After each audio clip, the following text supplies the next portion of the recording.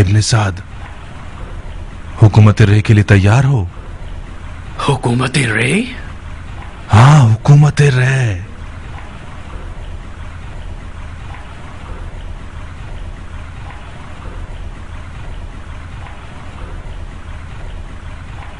میں جہاں بازی کے لیے تیار ہوں، چاہے ملک رے کی حکومت ہو، چاہے امیر کی رکاب میں نوکری ہو۔ ایران کو ابو عبید نے فتح کیا اور اس کی شہرت سعد ابی وقاص کو مل گئی۔ جب سعد کھڑا ہو گیا تو میں نے اپنی تلوار کو چوما اور غلاف میں رکھ لیا، اس دن تک جب ہم علی عمران کے ساتھ جنگ جمل کے لیے نکلے۔ جنگ جمل میں ہم نے مالک اشتر نخی کے ساتھ مل کر لال بالوں والے اونٹ کے ساتھ وہی کام کیا جو ابو عبید ثقفی نے ایرانی ہاتھی کے ساتھ کیا۔ دین سید المرسلین آج کل پھر تم جیسوں کی تلوار کا محتاج ہے شیخ۔ یزید حرام پیتے ہوئے سیدوں کی آبا پہنتا ہے تاکہ اہل بیت سادات اور ان کے مخلص ساتھیوں کی توہین کر سکے۔ یزید عرب کی اسی معروف خاتون کا تخن ہے جس نے حضرت حمزہ کا سینہ چاک کر کے ان کا جگر چبایا۔ ہم ایریاچی حضرات ارث و میراث سے خونی پر یقین رکھتے ہیں، جگر خوار ہندہ سے تو یزید جیسا بدکار ہی آ سکتا ہے۔ خدا ہمیں اپنی پناہ میں رکھے۔ ایریاچی قوم کا نعرہ غیرت، شرف اور مردانگی ہے۔ مختار، اگر جنگ کا ارادہ ہے تو پھر ہمارے ساتھ بھی جلدی سے معاملہ کرو۔ خدا تمہارا بھلا کرے ابو ذاکر، میں اپنے لیے بیعت نہیں مانگ رہا، میں حسین ابن علی کے لیے بیعت لینے کے لیے آیا ہوں۔ ہم مولا حسین کے نوکر ہیں، مجھے نہیں لگتا کہ حسین عراقیوں کے ساتھ کشادہ روئی سے پیش آئیں گے، خاص طور پر اتنی بے غیرتی کے بعد جو ان کے والد اور بھائی کے حق میں کی گئی۔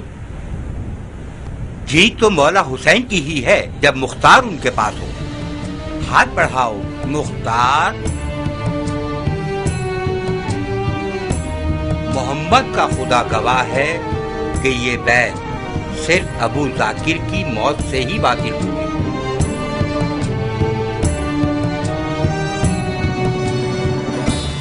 رے پر تسلط حاصل کرنے کے لیے راہیں اتنی بھی ہموار نہیں ہیں۔ رے کوفہ کی طرح ایک بے سکون سرزمین ہے۔ نوجوان خلیفہ کے مخالفین رے میں سر اٹھا کر دہشت گردی کر رہے ہیں۔ تمہیں بہت جلد تقریباً 10,000 عرب جنگجوؤں کے لشکر کو لے کر رے کی جانب نکلنا ہوگا۔ خلیفہ نے میری رائے مانگی، میں نے تمہارا نام لے لیا۔ مجھے خلیفہ کے سامنے شرمندہ مت کروا دینا۔ حکومت رے میری بہت پرانی آرزو رہی ہے، آپ مطمئن رہیے گا، میں اس موقع کو ہاتھ سے نہیں جانے دوں گا۔ تو پھر کام شروع کر دو۔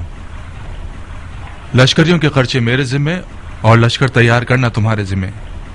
کوفہ کے تمام متحد اور موافق قبیلوں سے بات کرو، ان کے تلوار بازوں کو جہاد کی دعوت دو، ان کے واجبات اور سرکاری ادائیگیوں کے بارے میں کوئی بھی بات مت کرنا۔ کیا سوچ رہے ہو عمر؟ مختار ثقفی کے بارے میں۔ وہ ایک مشکل رقیب ہے اور قبائل کے درمیان اثر و نفوذ رکھتا ہے، ڈر ہے ہمارے تمام منصوبے خراب نہ کر دے۔ مختار تمہارا بہنوئی ہے؟ کاش نہ ہوتا، میں اس کے سر کو اس کے تن پر نہیں دیکھنا چاہتا۔ اس کا سر تن سے جدا کر دو۔ یعنی مختار کو مار دوں؟ حکومت رے کے بدلے کیسا رہے گا؟ مختار کو مارنا ایک دشوار کام ہے۔ اپنے عیال سے ڈر رہے ہو یا اس کی بے شرمی سے؟ اپنی جان کے بارے میں ڈر رہا ہوں۔ مختار کے فدائی بہت سے لوگ ہیں، بلا شک اس کے قاتل کا قصاص لیں گے۔ تم اس کا الزام میرے سر پر ڈال سکتے ہو۔ مصر ہے کہ مختار مارا جائے۔ مختار کے زندہ رہنے سے کوفے کا ہنگامہ تھمنے والا نہیں، مگر یہ زبردستی نہیں کہ تم اسے مارو۔ اگر مختار کے ہوتے ہوئے تم لشکر بنا سکتے ہو تو کوئی مسئلہ نہیں، گھوڑا اور میدان سامنے ہے۔ جاؤ دیکھتے ہیں کیا کرتے ہو تم۔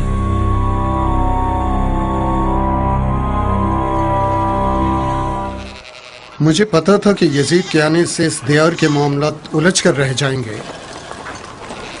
معاویہ نے 100 سال کی جتنی محنت کی ہے کہ ان وراثتوں کو ادھر سے ادھر کرے، اسے سارے حربے آتے تھے. اس نے اپنے منہ کے نوالے کو چبا کر ایسے یزید کے منہ میں ڈال دیا ہے کہ وہ بآسانی اسے چبا لے. اس کا گلا دبا دیں گے ابو الحدید. کچھ ایسا کریں کہ یہ لقمہ اس کے گلے کا پھندا بن جائے. کس ترکیب سے ابو اسحاق؟ کس ترکیب سے؟ حجاز سے لے کر فارس کے خراسان تک یزید کے قبضے میں ہیں. ان کوفیوں کے بھوکنے کی مدد سے جو ایک گوشت کے ٹکڑے سے چھپ ہو جاتے ہیں، تم ان کے ساتھ مل کر چاہتے تو سلطان کو شکست دو جو آدھے عالم خاکی پر خدائی کر رہا ہے. اس کا مطلب ہے میں غلط جگہ آ گیا ہوں. جس ابو الحدید کو میں جانتا تھا وہ توکل کا پہاڑ تھا اور نا امیدی اس کے لیے کفر تھی. کیا کروں مغفور باپ کے بیٹے؟ کیا مکے ماروں سل پر؟ مارو. تمہارا مکہ بٹے کا کام کرے گا کہ شاید اسی طرح تم میدان میں اتراؤ جیسے مولا علی کے پاس کبھی خدمت میں رہا کرتے تھے. میں بھول نہیں سکتا کہ تم کس طرح جنگ صفین میں شامی سپاہیوں پر حملہ کرتے تھے اور دشمن کو کیڑے مکوڑوں کی طرح رونتے چلے جاتے تھے. اتنے سارے جہاد کا انجام کیا ہوا؟ عمر و آس نے قرآن نیزوں پر اٹھوا لیے اور کوفے کی گدھوں کی اولاد لوگوں نے مولا علی کو کافر ٹھہرا دیا اور ان کی گردن پر تلوار رکھ دی. میری اور میرے قبیلے کی بیعت سے کام بنتا ہے تو یہ میرا ہاتھ اور یہ میری شرگ حاضر ہے. کوفے والے آدھے راہ کے ساتھی ہیں مختار. بیکار میں فرزند رسول کو عراق بلا کر دربدر مت کرو تم لوگ. میں مولا حسین کی کوفہ آمد سے موافق نہیں تھا ابو الحدید، مگر میری مخالفت سے کچھ نہیں ہوا. مولا حسین کوفے کا عزم کر چکے ہیں. اگر تمہاری غیرت راضی ہے کہ تم فرزند رسول کا ساتھ نہیں دو تو مت دو. میں تمہیں زحمت نہیں دیتا. مجھے تمہاری نگاہوں سے شرم آتی ہے کہ میں تمہیں کوئی منفی جواب دوں. خدا کی قسم ایک رائی کے دانے کے برابر بھی ان کوفیوں سے مجھے امید ہوتی تو اس سے فین کے دنوں کی طرح کفن پہن لیتا اور موت سے سودا کر لیتا. افسوس بھیڑیے کا نیوالا یعنی موت کے منہ میں خود کو ڈالنا. اپنے دل کے حکم پر مولا حسین کی بیعت کی ہے ابو الحدید، عقل کے حکم پر نہیں. جی ہاں، بھیڑیے کرنے والا یعنی موت.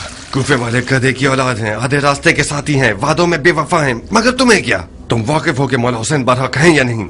میں مولا حسین کی حقانیت کا منکر نہیں ہوں ابو اسحاق. بہت خوب. بروز حشر اگر تم سے پوچھا جائے کہ حجت حق کا ساتھ کیوں نہیں دیا تھا تو کیا یہی جواب دو گے جو تم نے مجھے دیا ہے؟ نہ تمہیں کوفیوں کی قبر میں سلایا جائے گا اور نہ تمہارے عمل کو کوفے والوں کے عمل سے ناپا جائے گا. اب تم خود ہی جانو.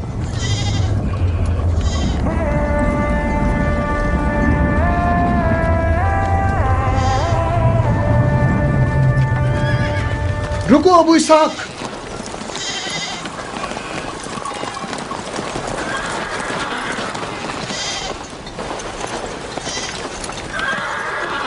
بیعت لیے بغیر جا رہے ہو؟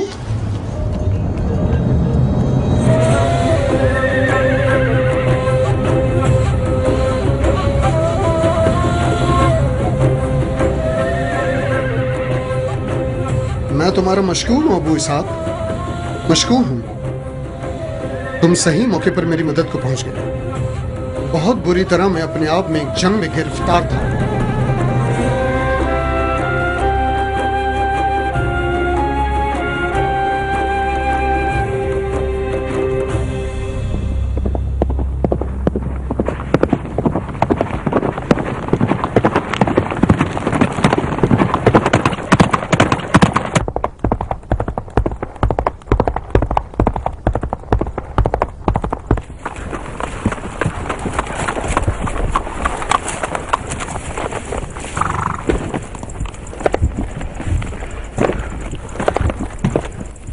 خوش آمدید.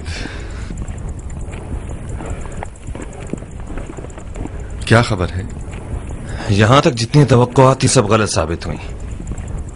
مرجانہ کا بیٹا بغیر کسی اطلاع کے پہنچ گیا، وہ بھی بغیر کسی لشکر و نقارے بجانے کے. اس لباس میں آیا کہ سب یہ سمجھنے لگے جیسے مولا حسین ہے. اس کے بعد ممبر پر جا کر رجس خوانی کی اور تمام بیعت توڑنے والوں کو سخت ترین شکنجوں کی دھمکی دی. اس کا پہلا شکار میسم تمار تھے. جب میسم کو مارا جا رہا تھا سارے کوفے والے کھڑے ہو کر تماشا دیکھ رہے تھے.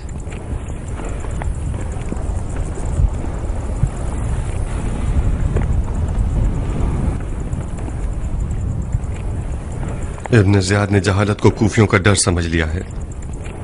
وہ بغیر لشکر کے اس لیے آیا ہے تاکہ کوفہ والوں کو انہی کے ہاتھوں سے فتح کرے. سادہ لو، دوستوں سے کہو کہ خدا را کوفے والوں کی باتوں پر کان نہ دھریں۔ میسا میں تمار کا قید ہونا اس بات کا گواہ ہے کہ کوفے والے صرف ہانڈی کے چمچے ہیں۔ تم نے کیا کیا ابو اسحاق؟ وہی جو مجھے کرنا چاہیے تھا۔ یہاں کے دیہاتیوں کا ایک ایک بال کروڑوں بے وفا کوفیوں سے زیادہ قدر و قیمت رکھتا ہے۔ عمر سعد کو حکم دیا ہے کہ ایک لشکر تیار کرے رے پر حکومت کرنے کے لیے۔ رے پر یا کوفے پر؟ ظاہراً تو رے کا ڈھنڈورا پیٹا جا رہا ہے، مگر پردے کے پیچھے اصل میں تمہارا گمان ٹھیک ہے۔ ابن مرجانہ نے عمر سعد کو حکومت رے کے وسوسے سے فریب دیا ہے۔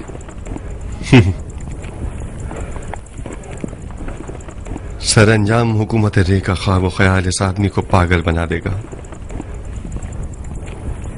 جناب مسلم کا تو کہیں پتہ نہیں ملا نا اسے؟ ابھی تک تو نہیں،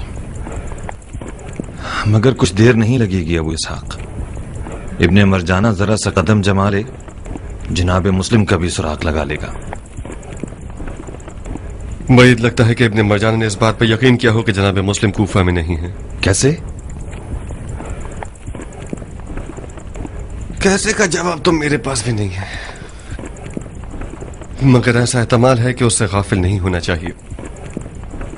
کیان، اپنے دوستوں اور ساتھیوں کو یہ پیغام پہنچا دو کہ جناب مسلم کا بہت دھیان رکھیں۔ ابن مرجانہ مکاری کا خدا ہے۔ یہ جو لباس حسین پہن کر کوفہ میں گھسا ہے، یہ ایسی چال تھی جو کسی کے گمان میں نہیں ہوگی۔ ممکن ہے اس کے جاسوس ہمارے اپنوں کے لباس میں ہمارے حلقے میں گھس آئیں۔ کہو کہ جناب مسلم کی اقامت گاہ کو تبدیل کرتے رہیں۔ جناب مسلم کو کسی بھی گھر میں زیادہ لمبے عرصے نہیں رہنا چاہیے۔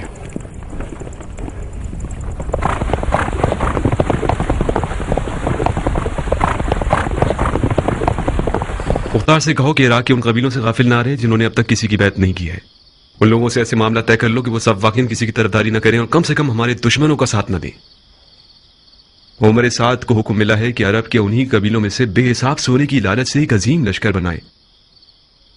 ایلیاتی لوگ ممکن ہے دین کے معاملے میں سست و کاہل ہوں، مگر ایلیاتی رسم و رواج کے معاملے میں نہایت مضبوط لوگ ہیں۔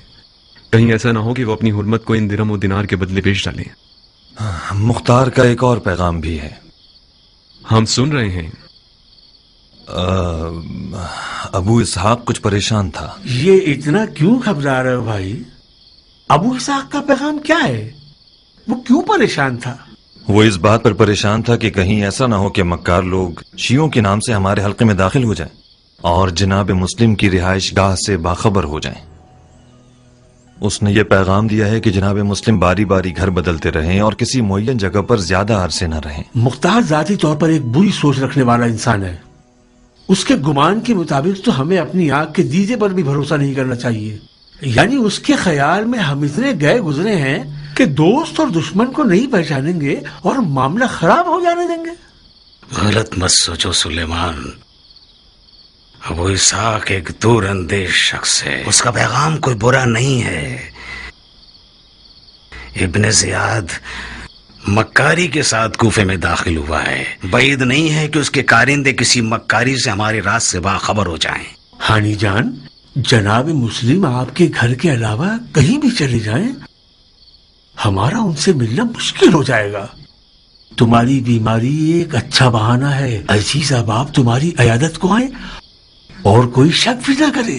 بھائیوں، مختار کا پیغام یہ مطلب رکھتا ہے کہ احتیاط کرنا عقل کی نشانی ہے۔ اب جبکہ قضاء و قدر الہی کے تحت ہم مجبور ہیں کہ ہم چھپے رہیں، تو بہتر ہے کہ اپنے عزیزوں سے بھی اجتناب کریں، اور ان لوگوں سے جن کے بارے میں کوئی شک یا تردید ہو ان سے ہمارے بارے میں یا ہمارے معاملات کی روح سے بات نہ کریں۔ بن حریث، جی امیر۔ کیا ہانی واقعی بیمار ہے یا اس نے بیماری کو ہم سے نہ ملنے کا بہانہ بنایا ہوا ہے؟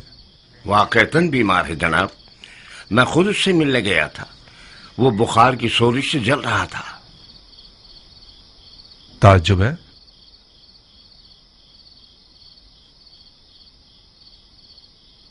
بہت خوب، پھر ہم اس کی عیادت کے لیے جائیں گے۔ اپنے دشمن کی عیادت کرنے جائیں گے؟